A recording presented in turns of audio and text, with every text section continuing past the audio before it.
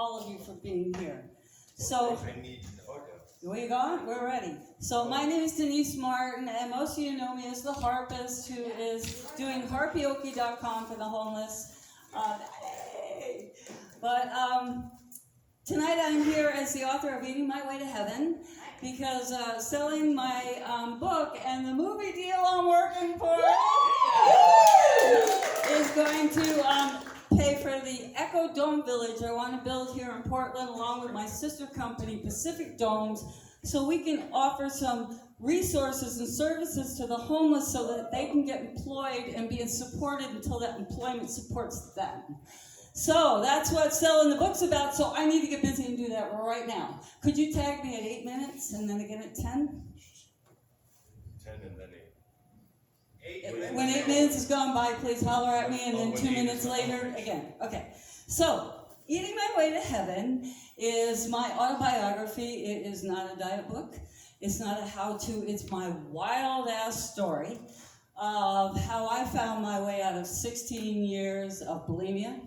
I had been through incest. I was dying. I was in menopause at 38, and it was time to do something about it. I landed in an Eden-type garden, and because of finances and intention, all I ate was Eden-type turned-on God food. Didn't have any money for all the other shit. And within a month, after 20 years of pain, I was pain-free. I came out of menopause. I was well. 9 years later, I birthed my first baby. But in the midst of this, I had a wild spiritual experience, because getting off the man-made food took me to a different vibration. And so that's what the title is about, Eating My Way to Heaven. So I lived large. I'm a wild girl. I've been broke. I'm trying to make it happen one way or another all my life. And so this is full of wild tales. I'm going to tell you one of the bigger ones right now.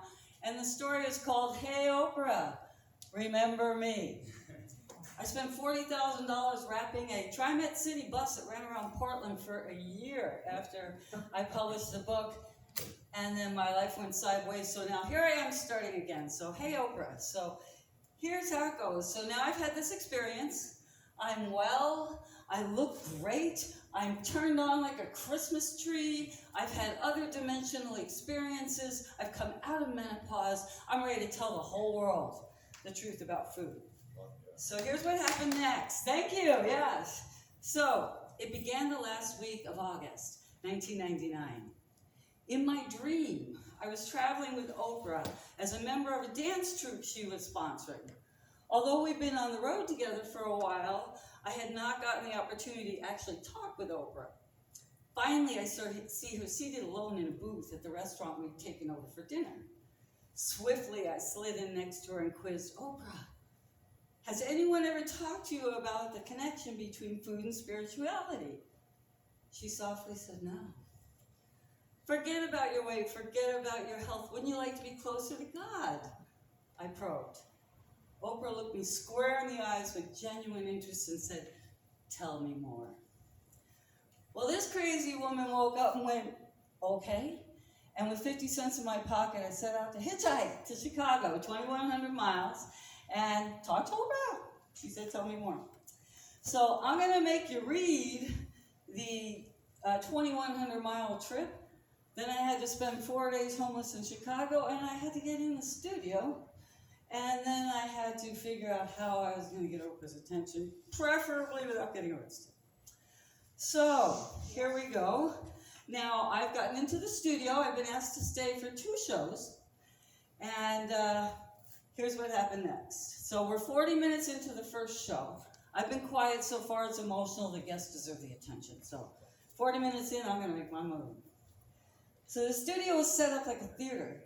The stage was a small platform in the middle of the room, raised a few inches, surrounded by cameras and lights, with 4 plain chairs. On it were Oprah, Mark Bryan, great author, and the 2 guests were seated. The audience chairs were in a semicircle on tiers. My seat was about 5 rows up from the stage.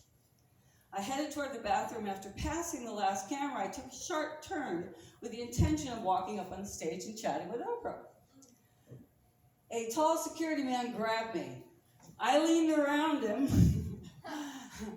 and looked at Oprah, who was looking at me from about 15 feet away, and loudly said, I just want to tell her that I hitchhiked 2,100 miles to give her a message. Oprah said, what's the message?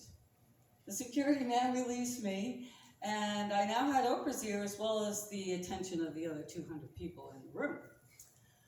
I work for God. I hitchhiked 2,100 miles after having a dream about you to give you a message. What's the message? She repeated. There is a connection between food and spirituality. I nearly died from 16 years bulimia. And what I learned in my recovery is that food is part of the spiritual journey. I've written a book about my recovery. There's a copy with it, along with the materials and the package I left for you. As she squirmed in her chair, she jokingly said, is there any food in the package? Some cheesecake or something? No. And there wasn't any food in what you served us upstairs either. Fucking idiot. I insulted the woman. Anyway, 2,100 miles. Where are you from? Portland, Oregon. She was quite serious now. She's leaning forward in her chair. Isn't hitchhiking dangerous? That's time. That's my age? Yeah. Okay, I gotta finish the story. Yes, but you're not an easy gal to get to. After 8 years of writing to your production company, I finally decided that I had to come. I probably have the only information about food that you haven't heard. Oprah was speechless. It was time for the commercial to end, so I quietly headed back to my seat. Okay, a whole bunch more happens. Now we're at the end of the second show. When it was over, Oprah hugged the guests and was headed for the exit that led to her dressing room. I was in a daze. I awoke realizing she was high-fiving the people in front of me on their way out of the studio. I threw my hands out as an afterthought. When she came by me, she grabbed my hand and pulled me in and looked me right in the eyes as if to say, who are you, lady? And I just smiled lovingly at her. So I will make you buy it, read the other 12 pages of that story, because every bit of it, every person I encountered along the way, everything I did to get myself in that room and make that happen, changed my life. And then real quickly, since I have limited time, there's one other story in there. I don't have time to read it. I'm going to tell you about it real quick. So it was like 15 years earlier. Again, I'm hitchhiking. I have 2 jobs. I'm in Denver. And a guy picks me up, pulls a switchblade on me, and indicates he's willing to chop me up if I don't do what he wants. And I asked him. Okay, long story short, he tells me his name is John. And so I got out of there. I'm going to make you read about it, but here's the thing. That happened to me like 42 years ago. I didn't publish the story till 2005. In 2015, I had a wild set of circumstances that included a lot of material and documentaries about mass murderers, and I bumped into my guy's interrogation tape. And I remembered his voice, and then I went back. Okay, so long story short, I fucking punched my way out of Ted Bundy's car. Oh!